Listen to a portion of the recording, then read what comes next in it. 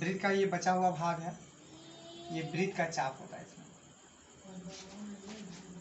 दो बिंदु के बीच के भाग को वृत्त का चाप कहा जाता है। जैसे हम यहाँ ले लिए वृत्त हो गया, इसमें दो बिंदु हो गया, एक बिंदु ए है और एक बिंदु बीच।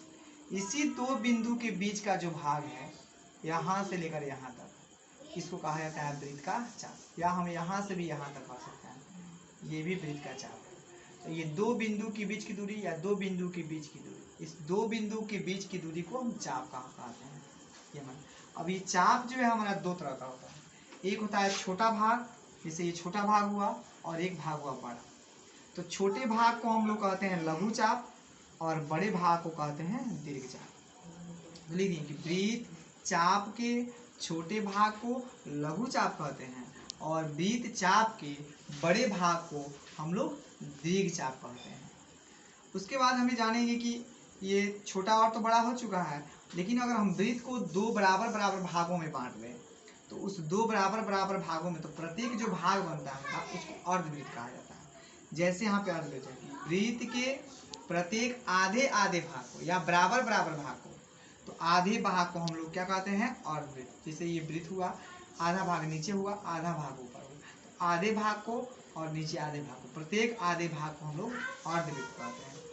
इसके बाद आया वृत्त की परिधि। वृत्त की संपूर्ण जो लंबाई होती है, जैसे यहाँ वृत्त हो गया ये वृत्त, और ये पूरी लंबाई जो होती है, इस पूरी लंबाई को हम लोग वृत्त की परिधि कहते हैं, जो सर्कल जिसको सी कहा जाता है। और इसका फॉर्मूला होता है 2 पाई आर। वृत्त उसका परिधि का फॉर्मूला होता है 2 पाई आर, यानी आर का हो गया रेडियस हो जाएगा। और यहाँ पे अब उसके बाद हमें पढ़ना है वृत्त खंड पढ़ना है।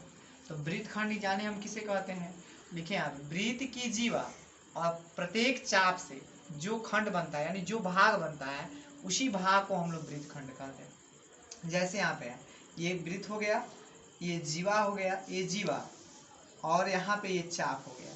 तो जीवा और चाप, तो जीवा यह हो गया और चाप यह हो गया।